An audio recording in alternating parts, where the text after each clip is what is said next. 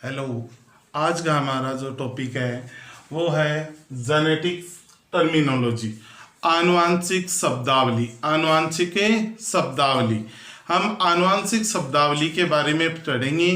Class 10th RBC Hindi medium की science में हमारा तीसरा चैप्टर है जेनेटिक्स, आनुवांशिकी है वो चल रहा था। हम जेनेटिक्स के बारे में अध्ययन कर रहे थे।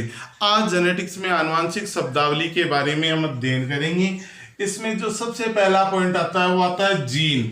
जीन क्या होते हैं? हमें पता है कि मनुष्य में जो 46 गुणसूत्र होते हैं उन पर लगभग 30,000 जीन है वो पाए जाते हैं। जीन होते क्या है? सबसे पहले हमें ये बात करते हैं, वह कारक जो किसी लक्षण को नियंत्रित करता है, वह कारक जो किसी लक्षण को नियंत्रित करता है उसे कहा जाता है जीन कहा जाता है। क्या कहा जाता है? उसे जीन कहा जाता है। कारक होता है फैक्टर, बोलते हैं इंग्लिश में फैक्टर। कारक को जीन है वो कहा गया था जोहानसन नामक वैज्ञानिक के द्वारा है। वो कारक को नाम दिया गया था, जीन नाम है वो दिया गया था। मेंडल ने इसे कारक शब्द से संबोधित किया था। फिर है पॉइंट नंबर 2 आता है युग्म विकल्पी। एक लक्षण को नियंत्रित करने वाले जीन के दो विपरीत स्वरूपों को कहा जाता है युग्म विकल्पी। जैसे हम लिखते हैं कैपिटल टी और स्मॉल टी, ये जीन के दो विपरीत स्वरूप हैं। कैपिटल टी है वो लंबेपन की जीन है और स्मॉल टी है वो बौनेपन की जीन होती है, तो इसे हम बोलते हैं युग्म विकल्पी कहते हैं। फिर तीसरा पॉइंट आता है समयुग्मजी का मतलब क्या होता है? जब किसी लक्षण को नियंत्रित करने वाले जीन के दोनों युग्म विकल्पी एक समान हो। जब किसी लक्षण को नियंत्रित करने वाले जीन के दोनों युग्म विकल्पी एक समान हो तो इसे कहते हैं समयुग्मनजी। जैसे यहाँ पे देखो दोनों कैपिटल टी आ रहा है तो दोनों युग्मक जीन है वो समान है। दोनों स्मॉल टी है तो दोनों युग्मक है वो एक समान आ रहे हैं, तो ये लक्षण कहलाता है समयुग्मजी। अगला पॉइंट आता है विषम युग्मनजी। जब किसी लक्षण विशेष को नियंत्रित करने वाले जीनों के दोनों युग्म विकल्पी है वो असमान होते हैं। जैसे मैंने लिखा कैपिटल टी और स्मॉल टी, दोनों युग्म विकल्पी अलग अलग हैं। कैसे? कैपिटल टी लंबेपन की जीन है और स्मॉल टी है वो बौनेपन की जीन होती है। इसे हम लक्षण को हम कहते हैं विषम युग्मजी। क्या बोलते हैं? विषम युग्मजी। फिर अगला पॉइंट आता है लक्षण प्रारूप फिनोटाइप। किसी जीव के बाह्य लक्षणों को हम क्या बोलते हैं? लक्षण प्रारूप बोलते हैं। जैसे मान लीजिए कैपिटल टी और स्मॉल टी, यहाँ पर लंबेपन की जो जीन है वो प्रभावी होगी और ये यहाँ पर प्रभावी लक्षण के रूप में दिखाई देगी और इसे हम बोलेंगे अशुद्ध लंबे पौधे बोलेंगे, अशुद्ध लंबे पौधे। यानी कहने का मतलब है लक्षण प्रारूप, या लक्षण का मतलब होता है किसी जीव में बाहर से दिखाई देने वाले लक्षणों को हम बोलते हैं लक्षण, और इसे हम लक्षण प्रारूप अनुपात के द्वारा प्रदर्शित करते हैं। जैसे किसी जीव की लंबाई है, किसी जीव का बौनापन है, किसी जीव का आकार है, रंग है, ये लक्षण हैं जो हमें बाहर से प्रतीत होते हैं या बाहर से दिखाई देते हैं, जिन्हें हम बोलते हैं लक्षण प्रारूप का कहते हैं। इसके बाद में हम छठा जो पॉइंट आता है वो हम पढ़ेंगे जीन प्रारूप, जीनोटाइप। फिर सातवां जो लक्षण आएगा वो हम पढ़ेंगे प्रभावी लक्षण। फिर जो 8वां जो पॉइंट आएगा वो पढ़ेंगे हम अप्रभावी लक्षण। फिर जो 9वां पॉइंट आएगा वो हम पढ़ेंगे 9वां पॉइंट एक संकरण।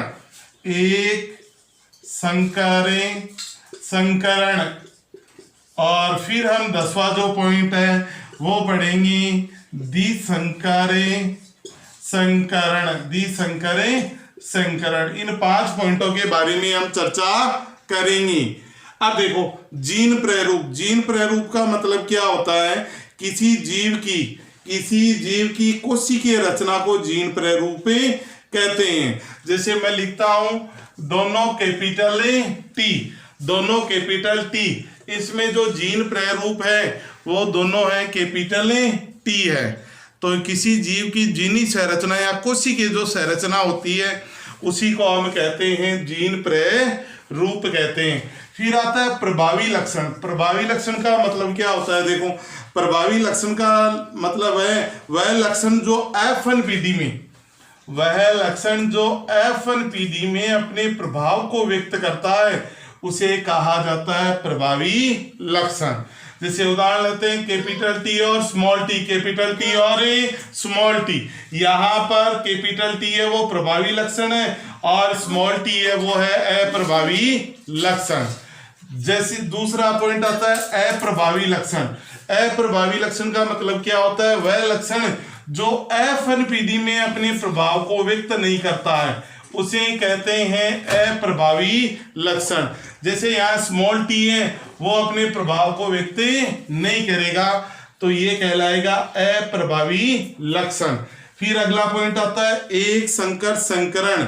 तो एक संकर संकरण किसे कहते हैं? वह संकरण जिसमें एक लक्षण की वंशागति का अध्ययन किया जाता है, एक लक्षण की वंशागति का अध्ययन किया जाता है। जैसे तने की लंबाई है, जैसे तने की लंबाई है, इसके 2 विपर्यासी लक्षण हैं, लंबे पौधे और दूसरी है बौने पौधे, लंबे पौधे और बौने पौधे। द्विसंकर संकरण का मतलब है जब 2 लक्षणों की वंशागति का अध्ययन किया जाता है तो इसे कहा जाता है द्विसंकरे संकरण। यानी द्विसंकर संकरण में 2 जोड़ी विपर्यासी लक्षणों का अध्ययन है वो किया जाता है। इसके बाद में अगला जो पॉइंट आता है 11वां पॉइंट। 11वां जो पॉइंट आएगा वो आएगा त्रिसंकरे संकरण, त्रिसंकरे संकरण। 12वां जो पॉइंट आएगा वो आएगा बहुसंकर, बहुसंकरे संकरण, बहुसंकरे संकरण। फिर उसके बाद में 13वां जो पॉइंट आएगा वो आएगा परीक्षण संकरण, परीक्षणे संकरण, परीक्षणे संकरण। फिर 14वां जो पॉइंट आएगा वो आएगा आपका संकर पूर्वज या संकरे पूर्वज, या दूसरा नाम है पश्च संकरण, पश्च संकरण। और फिर पॉइंट आएगा 15वां जो पॉइंट आएगा युतक्रम संकरण, युतक्रमे संकरण, युतक्रमे संकरण। ये 15 पॉइंट। अब देखो त्रिसंकरण, त्रिसंकरण में क्या होता है? जिसमें 3 लक्षणों की वंशागति का अध्ययन, यानी 3 लक्षणों की वंशागति का अध्ययन, 3 लक्षणों की वंशागति का अध्ययन त्रिसंकर संकरण में किया जाता है। और बहुसंकर संकरण में बहुत सारे लक्षणों का क्रॉस या वंशागति का अध्ययन है वो एक साथ किया जाता है। फिर आता है परीक्षण संकरण। परीक्षण संकरण का मतलब है वह संकरण जिसमें F1PD के पादपों का क्रॉस करवाया जाता है, अप्रभावी जनक से करवाया जाता है, तो उसे हम बोलते हैं परीक्षण संकरण है वो कहा जाता है। F1 जो पीडी है वो जनकों के क्रॉस से प्राप्त होगी और F1PD का क्रॉस हम करवाएंगे अप्रभावी जनक से। और अप्रभावी जनक के रूप में हम जैसे स्मॉल टी, दोनों स्मॉल टी ले सकते हैं, यहाँ आएगा कैपिटल टी और स्मॉल टी।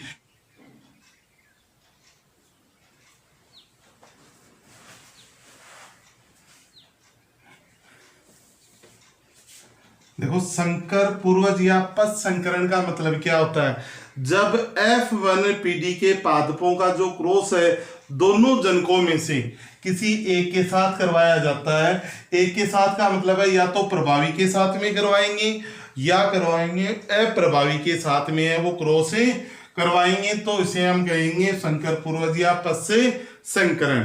फिर 15वां पॉइंट आता है युत्क्रम संकरण। युत्क्रम संकरण का मतलब है कि वह संकरण जिसमें ए पादप को नर तथा बी पादप को मादा जनक के रूप में लिया जाता है। यानी कहने का मतलब है दोनों कैपिटल टी नर क्रॉस दोनों स्मॉल टी है वो मादा के रूप में लिया, और दूसरे क्रॉस में क्या किया, ए पादप है जो प्रभावी है दोनों कैपिटल टी इसको तो ले लिया मादा, और दोनों स्मॉल टी है इसको हमने लिया नर। तो इस क्रॉस का नाम होता है युत्क्रमी संकरण। क्या बोलते हैं इसको, युत्क्रम संकरण है वो कहा जाता है।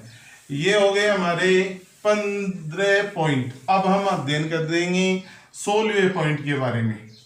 16वां जो पॉइंट आता है हमारा वो आएगा जनक पीढ़ी। जनक पीढ़ी, जनक पीढ़ी। फिर 17वां जो लक्षण है वो आएगा F1 F2 F1 पीढ़ी, F1 पीढ़ी। 18वां आएगा F2 पीढ़ी, F2 पीढ़ी।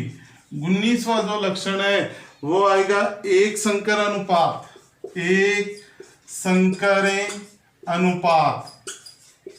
और फिर 20वां आएगा द्विसंकर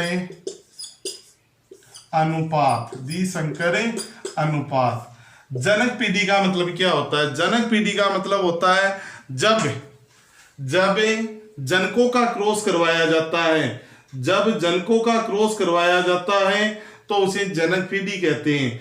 यानी कोई भी संतति है वो प्राप्त करने के लिए जिन पौधों का संकरण करवाते हैं उसे हम बोलते हैं संतति पीढ़ी, जनक पीढ़ी। जैसे मैं कहता हूं capital T cross into small T, ये जो संतति है ये है जनक पीढ़ी कहलाती है, पेरेंट्स। इससे संतति प्राप्त होगी हमें, कैपिटल टी और स्मॉल टी है वो प्राप्त होगी। फिर आता है F1 पीढ़ी, जब जनकों का क्रॉस करवाया जाता है, जब जनकों का क्रॉस करवाया जाता है तो प्राप्त होती है F1 जनरेशन है वो प्राप्त होती है। F2 पीढ़ी, जब F1 पीढ़ी के पादपों का क्रॉस करवाया जाता है तो प्राप्त होती है F2 पीढ़ी। फिर आता है 19वां पॉइंट एक संकर अनुपात। एक संकर संकरण से प्राप्त अनुपात है उसे हम बोलते हैं एक संकर अनुपात, जो जीन प्रारूप और लक्षण प्रारूप अलग अलग प्राप्त होता है। और लास्ट का पॉइंट आता है द्विसंकर अनुपात। द्विसंकर संकरण से प्राप्त जो अनुपात होता है उसे कहा जाता है द्विसंकर अनुपात है वो कहा जाता है। ये जेनेटिक्स टर्मिनोलॉजी या आनुवांशिक शब्दावली के 20 बिंदु थे हमारे, जो हमारे मेंडल के वंशागति के जो नियम आएंगे उन नियमों के अंतर्गत है ये शब्दावली है वो काम में आएगी। तो इन शब्दावलियों को अच्छी तरह से समझना है हमें और वीडियो को कंप्लीट देखना है। नेक्स्ट जो वीडियो होगा कल का, उस वीडियो में हम पढ़ेंगे मेंडल के वंशागति के नियमों के बारे में हम अध्ययन करेंगे कि मेंडल ने वंशागति के कौन कौन से नियम दिए थे। आज की वीडियो में इतना ही। यूट्यूब चैनल को लाइक कीजिए, शेयर कीजिए और सब्सक्राइब कीजिए और कमेंट कीजिए। Okay, bye.